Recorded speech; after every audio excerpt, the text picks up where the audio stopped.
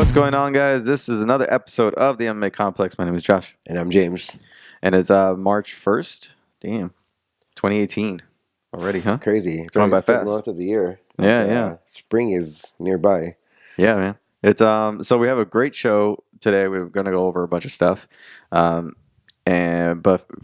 before that, we got to mention that we have Angela Lee, won championship, the face of the promotion, I think. Yeah. Like a homegrown star that they've brought up from the beginning and is probably super popular, even compared to some of the guys that they brought over. Like she's one of their stars. And we've been wanting to get her on the show for a while, and we finally have Angela Lee. So she'll be on the show shortly. Yeah, I'm excited to have her on it. Yeah, and you had a lot of fights over the weekend. This past weekend, you had the Jeremy Stevens on the UFC Fox 24. They had that event, which was controversial in some ways. We'll get to that right now. But the big thing over what happened recently was, we talked about it, was Jon Jones. Jon Jones getting fined $5,000. Mm-hmm. Getting percent of his purse. Yeah, getting his license revoked. And that's not even on top of the punishment that USADA is going to end up handing down later in the year, maybe I think March or I think this month or this April. Month or next month, yeah. So would you make of the decision? And do you think this is the end of Jon Jones? Is this it? I think the punishment was the best scenario for the Jon Jones team, because he didn't get. I mean, he just got his license revoked till August, which isn't bad. Yeah. He's already been out, and he can reapply. I think they're just waiting on what the results are for the USADA hearing, and they're gonna go from there. But as far as his punishment alone, I think it was fair, but it was the best case scenario for Jon Jones and his team. I didn't think Jon Jones looked great as far as representing himself and some of his answers that he had. He danced a lot. He danced around a lot of questions. He didn't provide any good evidence to his defense. He was there just being Jon Jones and not really taking anything seriously. He was at some points in the hearing making jokes and admitting that he sold drinks, which is fine if you sold drink, but don't admit that. Don't admit that. Yeah. When you're saying that you're trying to change your life and you're clean now, but then you contradict yourself right out saying that you sold drink. Yeah. And then he was saying things like, "Oh, I'm still a party guy. Like I'm so wild," but then he says he wants to be clean. So, I mean, he's always been his worst enemy. Man. Yeah. So if anybody that's judging you sees that, I mean, you can't blame them for not taking it seriously. Yeah. And I think USADA is going to look over this hearing on video and kind of analyze it, and then go from. I think that's going to help them do their sentencing. Yeah. And I think Jon Jones is facing a minimum of 2 years. I think as far as his image, I think it's done and gone. I think he's burned too many bridges. He cried too much, cried wolf too many times. But if he does get 2 years, he'll be at 32, 33 years old. Yeah. Still in his prime, and I think he can still do damage. I think as a fighter, I think he'll never be done. Yeah. I think he's the greatest out there, and I don't think anybody can beat him. But image-wise, I think he's been done. Oh yeah, he's been done. And in this hearing, kind of put him 6 feet under the ground.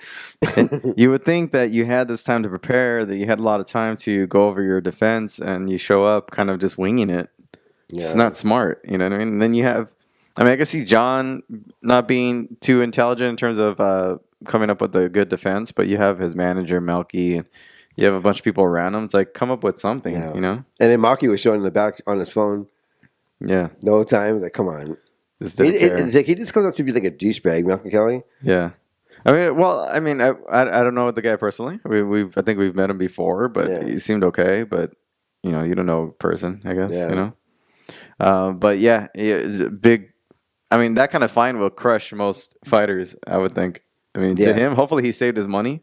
Yeah. But that's a lot of money, man. That's a ton of money. And then, with the fact that USADA hasn't even given him his punishment, so it could get even worse for him. A lot of people are betting the fact that they're going to let him go, and he will fight by the, end of the year, which I don't know how that's going to go. It's going to be the fact that he doesn't have He doesn't have any evidence to present, at least not to the panel. But maybe he handed over all to USADA and they have it all. I'm not sure how that works, and it's all, for all the rumors and all the talk going on there is that USADA is going to go kind of go easy on him in a way because they kind of see that it could be a tainted supplement, and the fact that it left his system quite quickly, than Yeah, I normally mean, would. if you look in the rules, it says your second offense is 2 years. And Yeah. this is so I don't know how they can go back on that and give him a lesser punishment. Yeah, I mean, he's been here before. He unless they tested really positive feel before. I mean, but it's I tainted. mean, I don't know. they think it's tainted. I mean, the rule. I mean, their guidelines say your second offense is an automatic 2 year suspension. Yeah, yeah. This is Hey, it's crazy. I mean, it's confusing, really.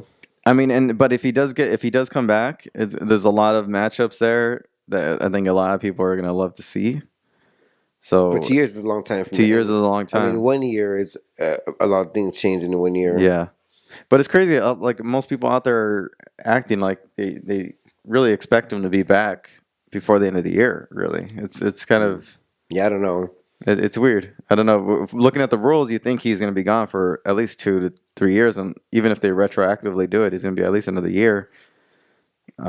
So it's kind of it's weird. All the rumors and talks out there is that he's going to come back. Yeah, So 'cause I don't I see think that. I think he's already served 6 months, so they're gonna take away 6 months from those 2 years. Yeah, Everybody so gets 2 years. a year and a half, I guess, more. Yeah, Yeah, that's a little weird. I don't know. So we'll wait to see on that. We have everybody's going to be paying attention to the USADA hearing next month or sometime in April. So that's going to be something to look forward to. yeah. Also, Brock Lesnar is making the news. Potential Jon Jones matchup if he ever were to come back because they got some beef right there. Making the rounds with Dana White in Vegas. What do you think about that photo? It's typical Brock Lesnar. If you remember, last time Brock WWE contract was about to expire, he did the exact same thing. Yeah, Brock Lesnar is known to do these kind of things where he kind of like puts himself out there for leverage, and he wants to make Vince think that he's signed with the UFC so he can get paid more Yeah. money. It worked last time. He did the exact same thing. He met with Dana White yeah, around the WrestleMania season, and Vince offered him a lot of money. yeah, He's doing it again. He's baiting.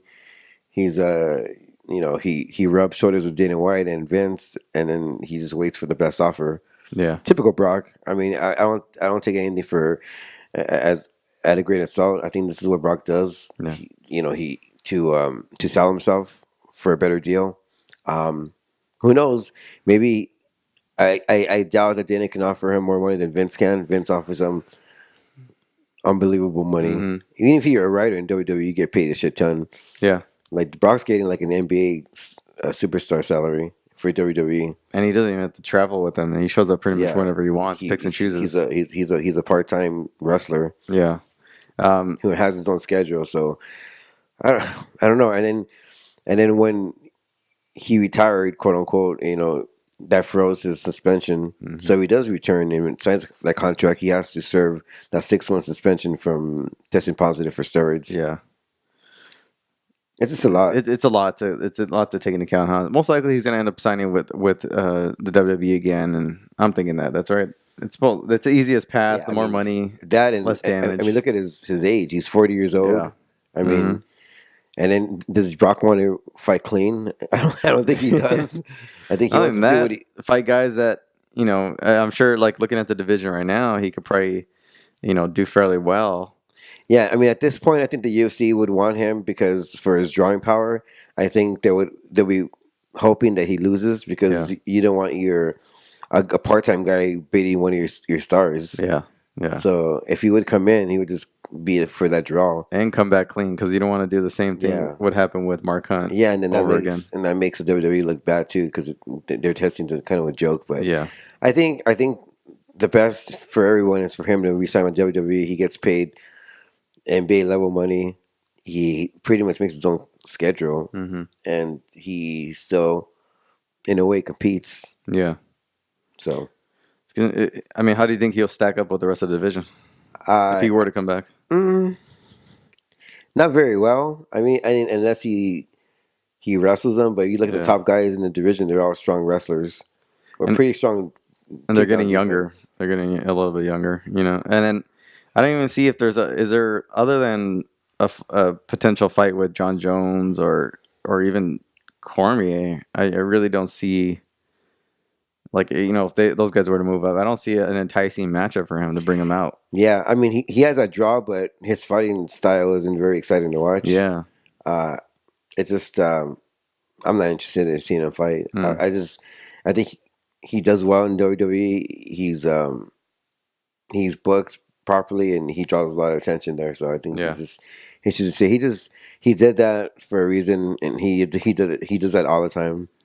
He's known to kind of rub shoulders with Dana White to get the offer that he wants with Vince. And talking about WWE, you had Ronda Rousey make her appearance over the weekend. What'd you think of her appearances? I think her elimination chamber appearance was a little hard to watch. I Yeah. think she came in not in character, but as a true self. I think she got really emotional, and when they handed her the mic, she was really really nervous. She you can barely hear her voice. She was that nervous, and then once she heard the Ronda Rousey chants, and she got after she got emotional, and then she kind of like picked up the Yeah, pace. she picked. But she was like complimenting like Triple H, saying that she's a fangirl, and stuff that she Yeah. shouldn't be saying. Telling Kurt Angle that he's a gold medalist, and that as a kid he admired that, and Yeah. she can't believe he's standing next to Kurt Angle. The gold, that she's all from gold medalist to another. I mean, from medalist to another medalist. Like you're, like I appreciate you very much. Yeah. And I said, "Oh my god, you're gonna be doing this." But then Monday Night Raw was a complete, 360 turn. Yeah. I think she cut a great promo. Her facial expressions were good. I just don't like the direction they're booking her. I think she shouldn't be speaking. She should be like a Brock Lesnar and have someone speak for her, and she should be like a total badass. Mm-hmm.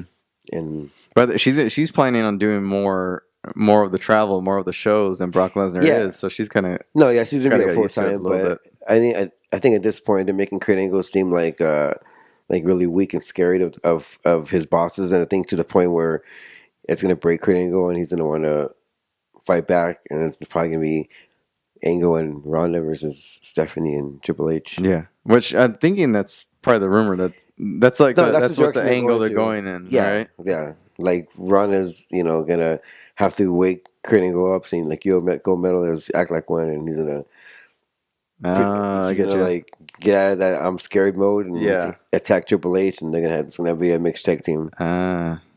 Against him, Triple H and Stephanie. Yeah, Okay, that'll be. I mean, that's probably the best thing they could hope for right now. I think that's a good angle. I think people would be interested in that. yeah, Yeah, that's. I mean, it's good that they have Angle on roster right now too. I mean, the fact that they can yeah, match up those two. You yeah. know? No, I think it's great, and I think Kurt Angle's doing what he needs to do as far as being afraid of his bosses, not want to get fired, and saying that he needs that job, and pretty much kissing their asses. And I think it's gonna take Ronda Rousey to kind of slap him out of it and say, defend yourself. Defend yourself. Yeah, And he's gonna do it. I like that angle. I mean, I'll go with that. Yeah. Go with that. It's gonna be a good WrestleMania. I mean, all right. So over the weekend was UFC on Fox 28 Orlando. That was in Orlando. It was headlined by Josh Emmett and Jeremy Stevens. What'd you think about that fight, man? It was a pretty decent card overall. It wasn't that bad. But the main event was controversial. Yeah, actually, it was a real fun fight, man. I love recording those fights. I said in the last episode, but Yeah. I went through the whole event like in less than an hour. Yeah, I mean It's it's freaking awesome. it was great.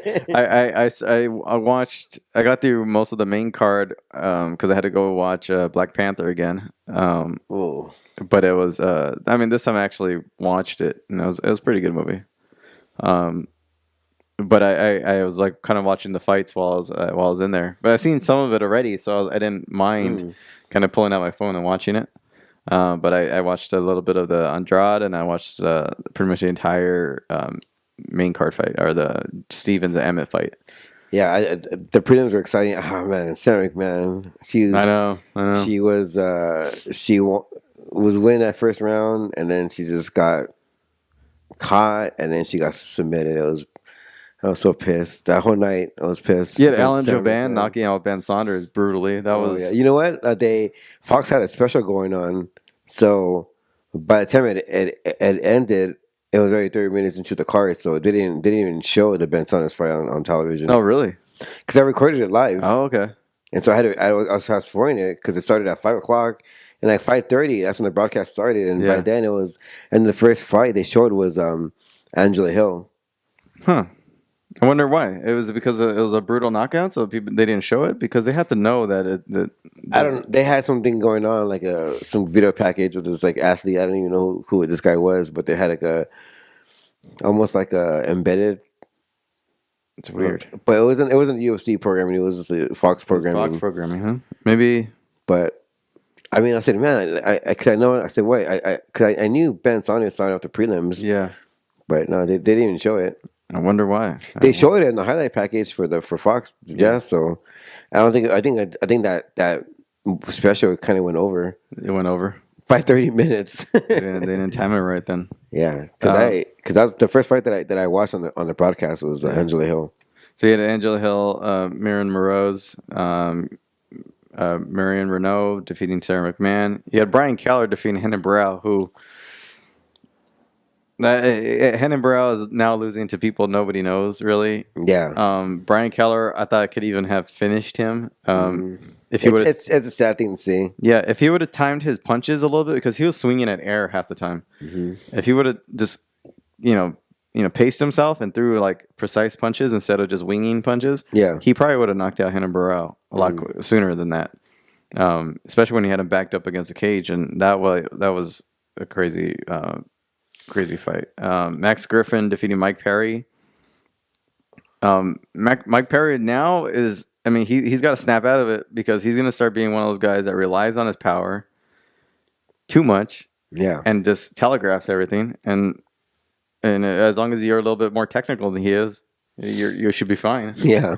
Yeah, it's sad. It's that one and he did back-to-back fights within a month of each other. So I mean, it's not really a good thing to ever do that. He started bleeding from the head like right away Jesus from Christ, a previous wound. So that's crazy. what'd you think about that fight overall? I wasn't surprised Yeah. just because his fighting style. I mean, Yeah. he relies on that power put too a little too He does. much. He telegraphs it. And it hurts him. Yeah. all the time in fights. Yeah. Nowadays, guys are expecting it. It's almost like a Roy Nelson type of thing. Yeah, and that kind of fighting style is really predictable, and it's very easy to counter. Yeah. And he probably has better boxing than that. Just mix it up a little bit. He's got to be more technical. Yeah, all you have to do is just be He's technical. very flat-footed too. Very flat-footed. Looks for those. He throws one punch, and the person he's fighting, the last two fights, have thrown Like three or four combinations to his one punch. Yeah. So that's he's got to fix something there. Walir Latifi taking out Ovensay Peru, nasty choke right there, standing guillotine. Yeah, and then his call out for DC was really awkward. Yeah, it kind of was awkward. Yeah, I mean, because it was like kind of like not serious, but then he kind of like the end. I mean, he knows DC's next fight. Yeah, I mean, unless you don't follow the sport and just fight. Mm-hmm. But it's well known that DC has a fight lined up with Stipe. Yeah, Lear would have to wait up until like the end of the year to even get that fight. And then I don't think he deserves a title shot, even though he beat OSP. I would want him to go maybe one more, maybe. But then at 205, that's pretty thin. It's pretty slim pickings at 205. So I mean, they could give him somebody else. But on the flip side, he probably just did to plant that seed. Yeah, get his name out there. I mean, he's in the discussion now.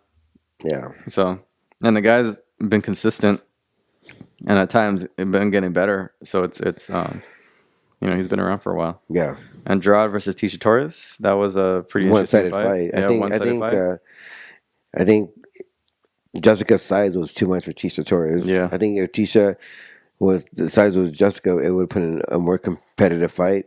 I think Tisha, when she went on the inside, when Tisha goes on the inside, she usually gets a takedown pretty easy. or at least does fairly well in the clinch. Yeah. Jessica Andrade is just too big and it's kind of just ragdolling her the whole time. She was way too strong for Tisha Would Torres just and pick her up and dump her, just she basically. was dominating her. Yeah. And I think that it was the size The that size kind of factor. hurt Tisha. Yeah, the strength. Also, Andrade she's just a strong, powerful girl. The Jeremy Stevens, Josh Emmett, and we were actually going through the whole card on here because it was that good of a card. But um, I was that was a great fight. Josh Emmett looked really impressive in terms of his movement and his striking. Mm-hmm. Even caught Stevens slipping in the first, and then pounced on him, but really didn't land anything that was significant. And then going to the second round, Stevens kind of unloaded with I think a left hook, dropped him, and just like typical Stevens just went at him. It was interesting, but I mean, I had no problem with it, and a lot of people are it's kind of mixed feelings out there. I think the overall consensus is that it was all fair. Like depending on, I mean, the knee strike questionable in terms of the rules, because Is it though? but yeah, I don't know. Well, in terms of what do you think? I think that the rules clearly say even though you graze it or a connection, there should be a Yeah. pause in the fight. Yeah, That was an illegal strike. His hands were down. yeah, That's an illegal strike, and anytime whether it grazes or it doesn't graze, it's illegal. His intention was to land that shot. Jeremy Stevens even said it on the Fox table. He was because and it's all this all goes down to the commission. Some commissions follow the old rules. yeah, The old rules, you can be pretty much setting up, and as long as your hands touch the ground and you're a down opponent. The new rules, say that if your legs are down, then you're allowed to knee. But yeah. um, it says, I think it says one hand hand up. and one Hand up. has Yeah. to be up for, and then so. But I mean, some people are calling that wrong. I mean, like they're saying that's not even correct. That he's confused or whatever. I don't. I'm still unclear about what the exact rule is. because when Jeremy Stevens explained his Yeah, side when of he explained it. things, Yeah, but Ariel, he was talking about. a lot of people out there were still saying that he was wrong in his assumption that he was mixing up the rules. Yeah, he was mixing up the rules. Yeah. So it's. I mean, do you fault him for that? No, you don't fault him for that, but Yeah. the referee Dan he should know the rules. Yeah. He's a referee, and there should have been a pause in the action, regardless if he hit him or he didn't connect it. That a pause should have happened. It probably should happen. And Jeremy should have got a point taken away. Mm-hmm. And then I mean he still would have won the fight. Yeah. But then there had to be a pause in the action. Yeah. The fact that there wasn't, it's kind of crazy. Yeah, and I think a lot of it happens so fast, and maybe Murgliata decided like it didn't land from his view and just let it go. Because those elbow shots were legit. He was hit him on the side of the head, and he turned in. Yeah, and so then it's like, he. I mean, it's clear today that he wanted to throw that knee, and he had intentions with that knee. Yeah. And when that happens, you need to. Maybe Murgliata was wrong in his giving of the rules. I think Ariel reached out to Big John and Dean and their team and a few other referees and asked them for their opinion, and they all pretty much said like they all unified and said the same thing, saying that he was a down opponent. They needed to stop the fight, have Jeremy be in one corner and Josh Emmett be in another corner. Yeah. Pause the action, explain what happened, take the point away, and then resume the action. Yeah. That's what should have happened. So, regardless of it was like a graze or it wasn't a graze, I think definitely it should have been paused. Yeah, definitely. All right, let's get to our first guest, only guest, and the only one we need for the show here. It's Angela Lee, a one championship champion, and I mean it's great to have her on the show. So enjoy her interview, Angela Lee. All right, so up on the show we have one championship, one atomweight championship, Angela Lee. How are you doing today? Thank you for being on the show. Hey guys, doing great. Thank you for having me here. Yeah, so let's get straight to it. Like you Yeah, recently had a, a pretty bad car accident that kind of made you pull out of your championship fight. back in November. Yeah, Yeah. so kind of go through that and that experience and how you feeling now. Um, yeah, man, that was probably one of the craziest things that's ever happened to me.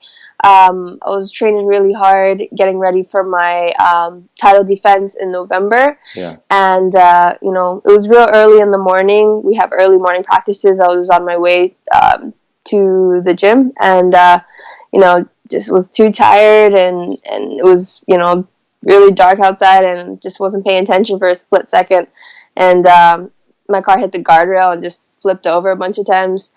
So I was pretty shaken up after that. Hmm. Physically, luckily, I wasn't too injured anywhere. Yeah. But it just took some time, mentally, emotionally to heal up from that. I got a good rest over the holidays, just spending a lot of time at home with family and things like that. And now in this new year, I'm feeling recovered and better than ever. So I'm Yeah. excited. Got another fight scheduled, and I'm happy to just jump right back in. Yeah. You're fighting this coming May. Mm-hmm. Now you're wearing your seatbelt, obviously. That was probably one of the luckiest things to come out of that was the fact that you were wearing your seatbelt. You weren't seriously hurt. Mm-hmm. What kind of car were you driving at that time? I was driving an Audi. I just got it, so thank God for Oh, insurance. yeah. But Yeah. yeah, Well, hey, Audi, you flipped over what 6 times, 5, 6 times, and you got it's a pretty good crash test risk. yeah, it's definitely it's a good car. It's a Yeah, reliable yeah. car to have. So, I mean, I'm just so lucky to come out of it, the way Hmm. I did, and I couldn't be more grateful. That's cool. Are you getting like Uber drivers now to and from practices? No, we don't really use Uber in Oh, Hawaii. okay. Everyone Oh, drives. really? Okay. Yeah, so yeah, I have a simple truck. I'm just gonna make do Yeah, with that. Not really focus too much on that. But yeah, definitely wearing my seatbelt every time. yeah, Oh, yeah. good. And soreness, how was that? Because I've been in a couple of car accidents myself. And some not even my fault, but I just happened to be in the car at the time. You're very sore afterwards. So were you just sore all over the place? Yeah, I was sore in places that mostly with the seatbelt, and then I hit my head against the side of the car too with the airbag.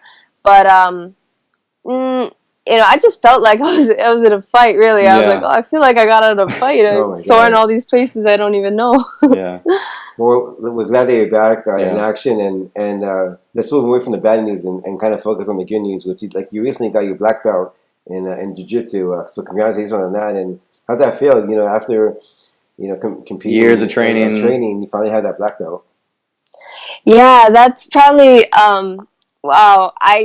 I was so excited the day that my brother and I we got promoted together, Wow. and since we started the journey together, really been each other's training partners since we were so little. Yeah, It's just a compilation of all these years of hard work, of training, of competitions, just dedication to martial arts, and to be recognized for that with a black belt is a very proud moment for me. So super stoked, but still just the beginning. yeah. And in terms of like your trainer for jujitsu is your father, right? Is it he's one of them, right? Yeah. So my dad, he is been the main coach in my life Hmm.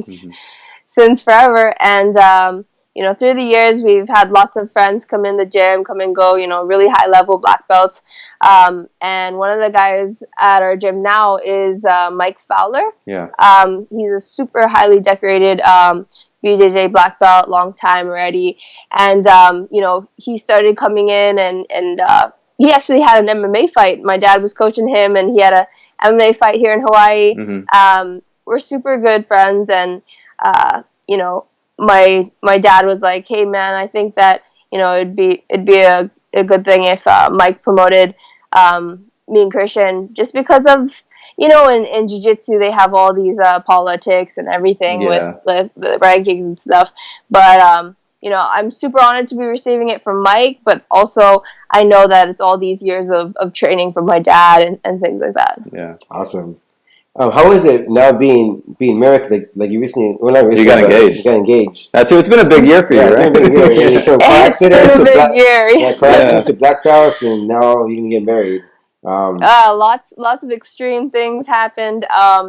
It's been wild, man. I mean, we got engaged in September, and he came over to Hawaii, and we got my dad's blessing in October, and then the car accident happened, close to the beginning of November. Oh no! And but since then, I mean, the amount of support I've had from my fiance, it was the scariest thing for him because he wasn't here at the moment when it happened. But yeah, I mean, I think that through all these, like ups and downs, it totally strengthens us, and especially now he's gonna be moving to Hawaii, Nice. to be closer to me and to help me prepare for my next fight. So I'm super excited for him to come here. It's been a long time, 1 year, like being back and forth. So to finally be stationed somewhere together is awesome. Yeah, and he also fights. So for those who don't know, you guys are two a badass dangerous couple right there. So Thank you. Yeah, I can't stress enough how awesome it is to have someone who really understands your lifestyle and kind of knows what you go through. It really helps a lot. Yeah. And it's crazy to think that in 2014 you pretty much you're an amateur fighter, and in 2015 you're a pro, and just 3 short years later you're a champion for the biggest promotion in Asia. I mean, how does that feel? And it must be overwhelming knowing that you're a champion in under 3 years. Yeah, I mean, it's crazy to see how much has happened in such little time. I remember after I graduated high school in 2014, I told myself, I was like, I really want to dedicate, these next couple of years to training hard and becoming a professional fighter. I just had that goal in my mind. So I was actually taking a full load of courses in college, and then I talked with my parents and I said, yeah, I really want to give this a shot. And so they supported me through that. And I probably wouldn't be here today if I was still, doing the whole university thing. So I think it's just, everything happens for a reason. And I'm so grateful that I'm here today living this life. It really feels like a dream come true for me. Awesome. So just enjoying every step of the way. Yeah. And talk about the reception that you get back home, obviously in Hawaii, a lot of the love you get. It's how does that compare to, spending most of your career over in Asia, and that's where you spend a lot of your fighting career. But then coming back home, how's the love over there? Oh, I love Hawaii so much, man. They are crazy about fighters, right? Yeah. So the amount of support that we get over here, it's awesome. All the local newspapers and the TV stations and even the local restaurants, when you go inside and everyone kind of just knows who you are, but they don't get too starstruck, but they're just like, oh, it's awesome what you're doing. Come up, shake your hand, take a picture. And that's everywhere. Wow. So, whenever we have a fight coming up, everyone's hyped about it. Whenever, we come back home from a fight, I mean, people at the airport already know me by now, man. It's super cool. And it just makes me really proud to be from Hawaii and to be representing them when I fight as well. Yeah, because Max Holloway, the featherweight champion, he's always telling the UFC to bring a fight in Hawaii. Yeah. Is that something that's like a dream of yours, to fight in your home state? Like a big promotion, especially one, that'd be awesome. For sure. I've been telling them, I think that, it's perfect opportunity. I think Hawaii is if you just look at it globally on a map, it's not too far out from Asia. So I think it would be really great, since also there's quite a few fighters in Hawaii from one championship as well. As my brother, there's this Japanese fighter Riku Shibuya, there's Loan Tainanes who's still on there. So I think it would really be cool. Also for young up and coming fighters in Hawaii to see like a big promotion like that come to Hawaii and be like, this is something that they could like really do as a career, and like sustain themselves and their family, and it's possible to just do what you love and chase your dream. Yeah. Awesome. Now your career has been obviously stellar up until this point. You've become one like the face of one championship, basically one FC and what they previously were called. But you talk about that being part of the organization and being like pretty much the face of the organization. I think in a lot of ways, and having that. And do you enjoy that? Do you like that aspect of the game, or are you a little bit like to be a little bit more private? What do you think? Well, for me, this was all new, right? Yeah. So I think, it's a huge honor. It's a huge responsibility. Being their first female champion that they've had in the organization, I think that put a lot of weight on my shoulders as to how I carry myself out. And I think that we really connected and aligned up together with the values of their company and the values of who I am as a person. And I think that's why it worked out so well, because I'm out there being myself and reaching out to these people. I always had this goal in mind that when I started fighting, I wanted it not to be like a selfish thing. Of course, you go in there, you do your job, and fighting is just like, a big majority of it is about you. But I wanted to use this platform to try and reach out to other people, other kids, women, and up and coming, people around the world like that are trying to get into martial arts, and just help with that and spread the awareness more, especially throughout the Asia region. I think it's really important. I mean, I'm happy to do it, and I love what I do. I get to meet all these incredible people through it, so I think it's a huge honor. That's nice. And before I forget, like every time I think of Hawaii or hear Hawaii, I think of Terrace House. I don't know if you've seen Terrace House on Netflix, but it's a Japanese reality show. And cool. Loves it. I love it. But anyway, we do too. I do too. Yeah, it's an awesome show. But anyways, just to give us like your goals for this year, and personally and professionally. Well, professionally, just getting back in the game. Yeah. It's been when I fight in May, it'll be 1 year since my last fight.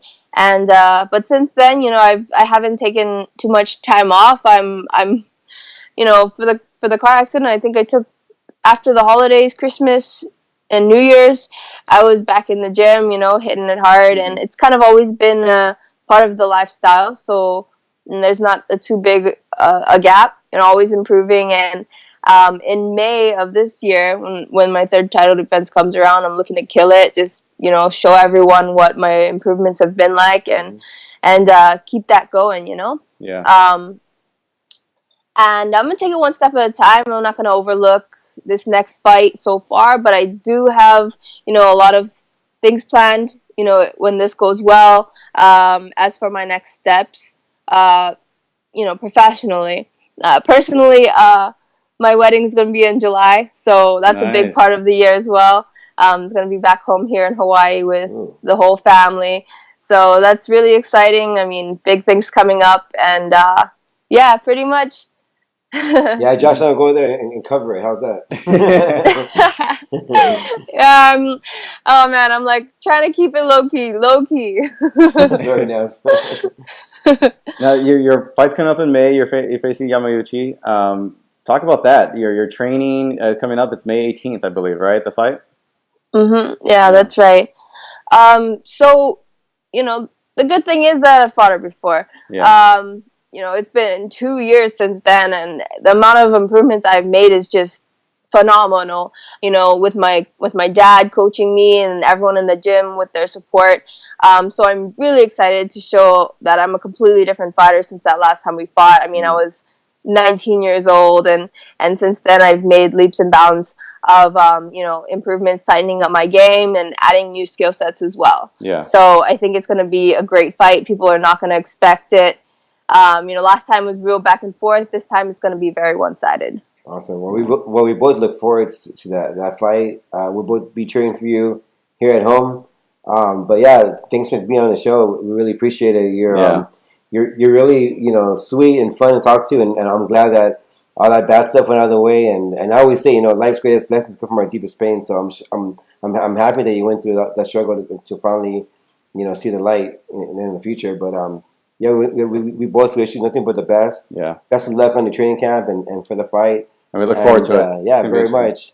And before you Awesome. go, Thank just you. give the fans your social media and maybe some sponsors that you want to plug in as well.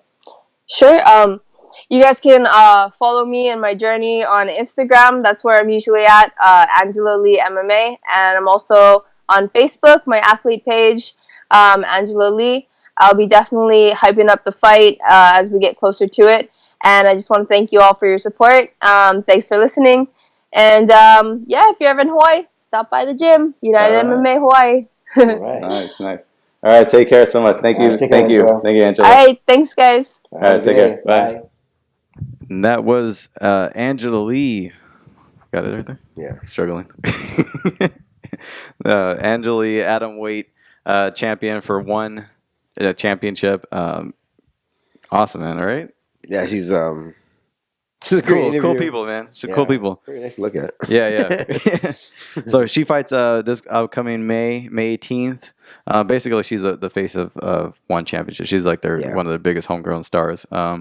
And she's fighting Mei Yamaguchi. She can be big in the UFC. I think so. If she ever makes a move, the only thing is that I don't think. Do they have her weight class atomweight yet? No, but she used to fight at strawweight, so she can compete. She can move up. Yeah, I guess. But yeah, great for her to be on the show. Look forward to speaking to her again. And thank you to Angela Lee. Right now, let's get to some fight picks. A lot of stuff going on this weekend. A lot of fights going on this weekend. You have let's see here. You have 195 Caldwell versus Higo for Bellator. That's Paramount Network. That's this weekend, this Friday, March 2nd. You have LFA on Access TV, LFA 34, Watley versus Jenkins. You have KSW on their streaming service right there on their website. Cage Warriors on Fight Pass. Reed versus Boland.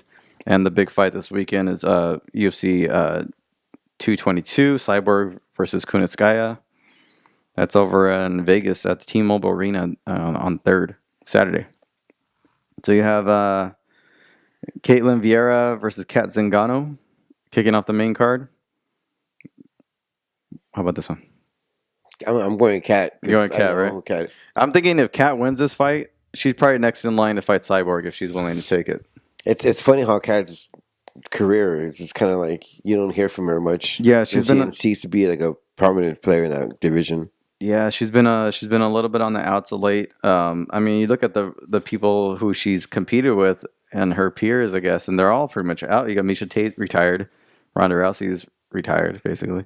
Holly's, you know what I mean, going up and down in fighting her career. For different belts. Yeah, fighting for different belts. And Kat Zingano is one of the last remaining big name women that are still around. And I think she's her and Sarah. Yeah, Sarah, who again, they're up and down in her career, and so it's interesting to see where Kat goes from here. If she wins and wins impressively, I think she could definitely make a push for a title shot with Cyborg if she wants it.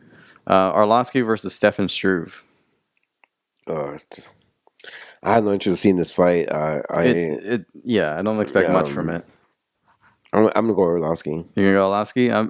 I'll go with Struve. I think he's still relatively young. It's crazy that we've seen him in the game for as long as he's been in it. We've pretty much seen his entire professional MMA career for the most part. Yeah. Since he was a youth. Yeah. So I'll go Stefan Struve. Let's see, Shane O'Malley, Andre Sukamata, whatever. I don't know how you pronounce that. But I'm going to skip right to the co-main event. Frankie Edgar versus Brian Ortega. I like this fight. Oh, this is a tough fight to pick. This is a tough fight to pick. I mean, I think the obvious... I think the favorite... I'm going to go Frank Edgar. Yeah, I think the favorite... I think it's hard to bet against Frankie. I mean... If it's not Jose Aldo, or if it's not even, I mean, maybe Max Holloway probably. Frankie's like, so he presents problems for Brian Ortega just because his foot, he's very flat. I mean, Brian's he very moves. flat-footed. I mean, Frankie Edgar moves very well. He's short and stocky, which he's hard to get submitted because of that. And he's a smarter fighter. He's pretty much a prospect killer. He is. He is. And yeah. I think I'm picking Frankie Edgar to win. I think there's too much for him to lose this fight.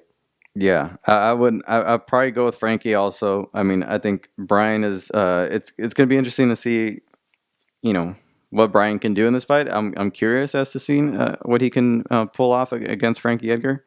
I think it's going to be a tough matchup for him. Frankie he's a prospect killer, and he's a guy that always is right there in line to compete for the title. He was actually going to compete for the title before this fight, and he hasn't really lost a step. I mean, as long as he's been around, he hasn't lost a step, and it's, he's a dangerous guy, man. I think he presents way too many problems, and I think Brian's going to have a tough time. I don't think he's going to be. I don't think it's going to go the same way as Yair Rodriguez. Yair kind of got overwhelmed, but I think it's going to be a tough go for Brian. Yeah, I agree, especially with Frankie. Yeah. And then you have Cyborg versus Kunitskaya. This is a kind of a save the card type of fight that they put together. Mm-hmm. Kunitskaya coming from Invicta, she beat former champ, beat Tanya Evinger, who just got demolished by Cyborg not too long ago. What do you make of this fight? I think this fight's a showcase to see Cyborg's dominance. I think this fight was put on to add to Cyborg's highlight reel, and I don't see this fight going past the first round. I see Cyborg mauling her and ended her in the first round. Yeah, I would say so. I think the biggest favorite is obviously Cyborg. Is Kunitskaya talented? Yes. Is she, somebody that has all around good skills? Yes, but can she handle the barrage that is Cyborg and the terror that is Cyborg? I don't think so. I don't think she's going to handle Cyborg it. fighting another bantamweight, especially and especially not for 5 rounds. Definitely not for 5 rounds. I don't see her lasting that long. I mean, although the only thing that could give her any chance is the fact that Cyborg is being a little bit more patient in her attacks now. So it could leave Cyborg to get caught with something. I think Cyborg is patient only when her opponent is dangerous. Is dangerous, yeah. I don't think Cyborg sees any threat in her opponent and this opponent, so I think she's just go for it. It's going to be a showcase, most likely. So it's going to be interesting. So that's the card. That's the fights this weekend. A lot of fights this weekend. You have plenty to choose from for the next couple of days. So thank you guys for listening and for watching. Thank you to Angela Lee for being on the show. And go to themmacomplex.com for everything. The MMA Complex. And you can follow us on social media. You can follow me on Twitter, MMA Complex James. You can follow him, MMA Complex Josh. You can follow the show on Facebook, Instagram, and Twitter, all under the MMA Complex. A lot of fights this weekend, like Josh said. We're going to try to watch what we can, and we recap all the action on the next episode. So until then, enjoy your week, enjoy the fights.